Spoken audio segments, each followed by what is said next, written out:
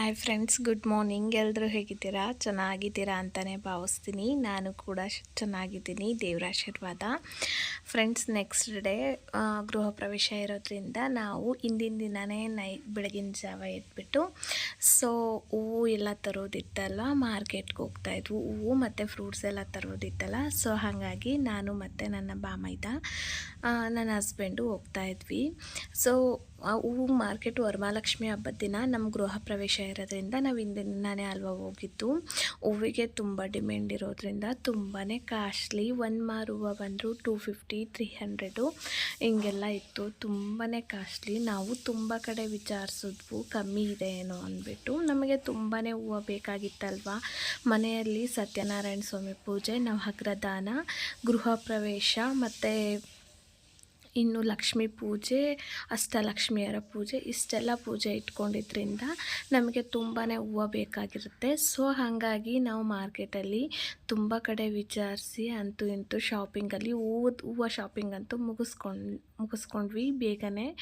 ಇನ್ನು ತರಕಾರಿ ಶಾಪಿಂಗ್ ಮಾಡೋದಿದೆ. ನನ್ನ ಮೈದನ ಕರ್ಕೊಂಡೋದ್ರೆ ತರಕಾರಿ ಶಾಪಿಂಗ್ ಮಾಡೋದೆಲ್ಲ ತುಂಬಾ ಅಂದರೆ ಒಂಥರ ಲೇಟ್ ಆಗುತ್ತೆ ಅಂತಲೂ ಹೇಳ್ಬೋದು. ನಾವು ನನ್ನ ಹಸ್ಬೆಂಡೇ ಹಿಂಗೆ ಅಂದರೆ ಅವ್ರು ಎಷ್ಟು ಹೇಳ್ತಾರೋ ಅಷ್ಟು ಕೊಟ್ಕೊಂಡು ಬರೋದು.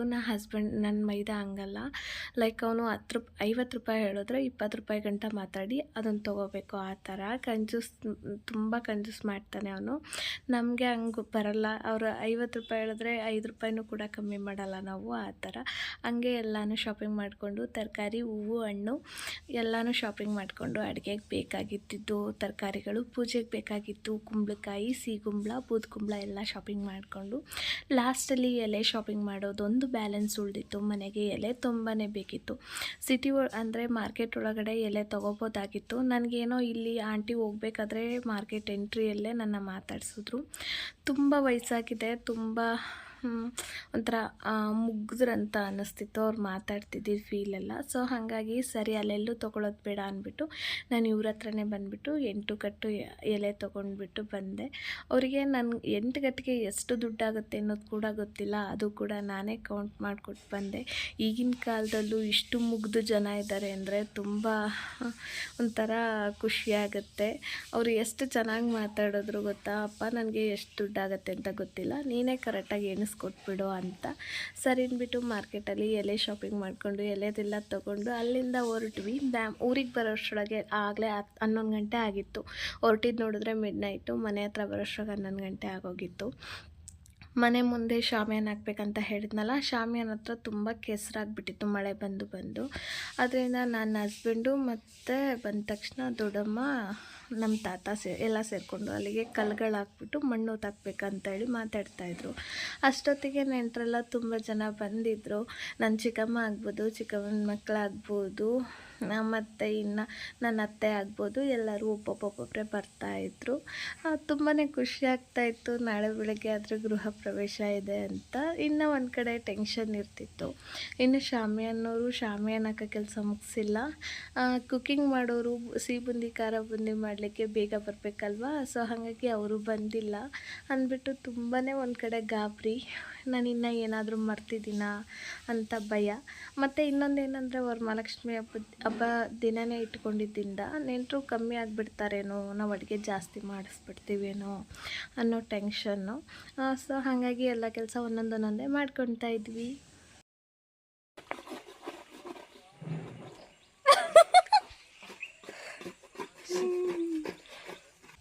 ಇನ್ನೊಂದು ಕಡೆ ನೋಡೋದಾಯ್ತಂದರೆ ತಾತನ ಜೊತೆ ಮಾತಾಡ್ಕೊಂಡು ಕೆಲಸ ಮಾಡ್ಕೊಂಡಿದ್ರೆ ವೀಡಿಯೋ ಮಾಡ್ಕೊತಾ ನಿಂತಿದ್ದೆ. ತಾತ ಬೈತಾಯಿತ್ತು, ಬರೀ ಇಂಥವೇ ಮಾಡು, ಯಾವುದಾದ್ರೂ ಕೆಲಸ ನೋಡ್ಕೊಂಡು ಹುಡುಕೊಂಡು ಕೆಲಸ ಮಾಡಬೇಡ, ಬಂದೋರಿಗೆ ತಿಂಡಿ ಮಾಡಿಕೊಡ್ಬೇಡ ಅಂತ. ಬಟ್ ನನಗೆ ವೀಡಿಯೋ ಮಾಡ್ಕೊಳ್ಳೋಕ್ಕೆ ತುಂಬ ಕಷ್ಟ ಆಗ್ತಾಯಿತ್ತು. ನನಗೆ ವೀಡಿಯೋ ಮಾಡ್ಕೊಡೋರು ಯಾರಿರಲಿಲ್ಲ. ಬಂದಿರೋರೆಲ್ಲ ಅವ್ರವ್ರದ್ದೇ ಕೆಲಸದಲ್ಲಿ ಅವ್ರವರೇ ಸಂಭ್ರಮದಲ್ಲಿ ಬ್ಯುಸಿಯಾಗಿ ಹೋಗ್ಬಿಟ್ಟಿದ್ರು. ಅದ್ರ ಜೊತೆಯಲ್ಲಿ ನಮ್ಮ ದೊಡ್ಡಮ್ಮನಿಗೆ ನಾನು ವೀಡಿಯೋ ಮಾಡ್ತಿದ್ದೀನಿ ಅಂದ್ರೇ ದೊಡ್ಡ ಖುಷಿ. ಆಮೇಲೆ ನಾನು ಬಂದು ಸ್ನಾನ ಮಾಡಿ ಪೂಜೆ ಮಾಡೋಕ್ಕೆ ಚಪ್ರದ ಕಂಬ ನೆಟ್ಬಿಡಬೇಕು 12 ಗಂಟೆ ಒಳಗಡೆ ಅಂತ ಹೇಳಿದರು. ಸರಿ ಇನ್ನು ಬಂದು ನಾನು ಪೂಜೆ ಮಾಡೋ ಹೊತ್ತಿಗೆ ಲೇಟ್ ಆಗುತ್ತೆ ಅಂದ್ಬಿಟ್ಟು ನಾನು ಬರೋಷ್ಟೊತ್ತಿಗಾಗಲೇ ನಮ್ಮಮ್ಮಮ್ಮ ಪೂಜೆ ಸ್ಟಾರ್ಟ್ ಮಾಡಿಬಿಟ್ಟಿದ್ರು ಚಪ್ರದ ಕಂಬಕ್ಕೆ. ನಮ್ಮ ಕಡೆ ಮೊದಲಿಗೆ ಒಂದು ಕಂಬ ಇಡಬೇಕಾದ್ರೆ ಪೂಜೆ ಮಾಡಿನೇ ಕಂಬ ಇಡೋದು. ಇವ್ರು ಬಂದು ನಮ್ಮಮ್ಮಮ್ಮ ಅಮ್ಮನ ಅಮ್ಮ ಅವರೇ ಮಾಡ್ತಾಯಿದ್ದಾರೆ. ಸೊ ಮತ್ತು ಊರ ಕಡೆ ಜನ ಹೆಂಗಂದರೆ ಹಳ್ಳಿಯಲ್ಲಿ ಏನೇ ಒಂದು ಚಿಕ್ಕ ಕಾರ್ಯಕ್ರಮ ಮಾಡಿದ್ರು ಎಲ್ಲರೂ ಒಟ್ಟಿಗೆ ಜೊತೆ ಸೇರಿ ಕಾರ್ಯಕ್ರಮಗಳನ್ನ ಮಾಡ್ತಾರೆ. ಸೊ ಅದೊಂದು ತುಂಬಾ ಖುಷಿ ಅಂತ ಅನಿಸುತ್ತೆ. ನಮ್ಮ ದೊಡ್ಡಪ್ಪ ಅವ್ರ ಮನೆಯವರು ಮತ್ತು ಇನ್ನೊಬ್ಬ ದೊಡ್ಡಪ್ಪ ಅವ್ರ ಮನೆಯವರು ಮತ್ತು ಇನ್ನು ಊರಲ್ಲಿ ಅವರು ಇವರು ಎಲ್ಲರೂ ಸೇರಿಕೊಂಡು ಚಪ್ರ ಹಾಕ್ಲಿಕ್ಕೆ ಬೇಗ ಬೇಗ ಮಾಡ್ತಾಯಿದ್ದಾರೆ. ಮತ್ತು ಇನ್ನೇನಂದರೆ ನಮ್ಮ ಹೆಣ್ಮಕ್ಳಿಗೆ ಗೊತ್ತಲ್ಲ, ಮನೇಲಿನ ಕಾರ್ಯಕ್ರಮ ಐತೆ ಅಂದರೆ ನಮಗೇನು ಸಂಭ್ರಮ, ನೈಲ್ ಪಾಲಿಶ್ ಹಾಕ್ಕೋಬೇಕು, ಮೆಹಂದಿ ಹಾಕ್ಕೋಬೇಕು. ಮನೇಲಿ ಹೆಣ್ಮಕ್ಳಿದ್ರೇ ಹಿಂಗೆ ಅಲ್ವಾ ಅನಿಸುತ್ತೆ ಸಮ್ ಟೈಮು. ನಮ್ಮ ಮನೇಲಿ ನಮ್ಮಮ್ಮನಿಗೆ ಮತ್ತು ನಮ್ಮ ಚಿಕ್ಕಮ್ಮನಿಗೆ ನಮ್ಮ ಮಾವನಿಗೆ ನಾವು ಅಂದರೆ 3, 2, 4, 7 ಮೆಂಬರು ನಾವು ನಮ್ಮಮ್ಮನ ಅಣ್ಣ ಮತ್ತು ತಮ್ಮನಿಗೆ ಅಕ್ಕನಿಗೆ ಇರೋರಿಗೆ ಟೋಟಲ್ ನಾವು 7 ಮೆಂಬರು ಹೆಣ್ಮಕ್ಳು ಇರೋದ್ರಿಂದ ನಮಗೆ ಬರೀ ಇದೇ ಖುಷಿನೇ, ಮೆಹಂದಿ ಹಾಕ್ಕೋಬೇಕು, ನೈಲ್ ಪಾಲಿಶ್ ಹಾಕ್ಕೋಬೇಕು ಅಂತ. ಏನೋ ಎಲ್ಲ ಹೆಣ್ಮಕ್ಳು ಹಿಂಗೇ ಅನಿಸುತ್ತೆ. ಸರಿ ಬರೋದೇ ನನ್ನ ತಂಗಿ ನೈಲ್ ಪಾಲಿಶ್ ಹಾಕ್ಕೊಡ್ತೀನಿ ಬಾ ಅಂತ ಹೇಳಿದ್ಲು. ಸರಿ ಅಂದ್ಬಿಟ್ಟು ಅವಳ ಹತ್ರ ನೈಲ್ ಪಾಲಿಶ್ ಹಾಕ್ಕೊತೀವಿ. ನನ್ನ ತಂಗಿ ಎಲ್ಲಿ ಅಂತ ಕೇಳೋದಾಯ್ತಂದರೆ ಅವಳು ಪ್ರೆಗ್ನೆಂಟ್ ಇರೋದ್ರಿಂದ ಯಾವ ವಿಡಿಯೋಗೂ ಏನಕ್ಕೂ ಕೂಡ ಕಾಣಿಸ್ಕೊಂಡಿಲ್ಲ.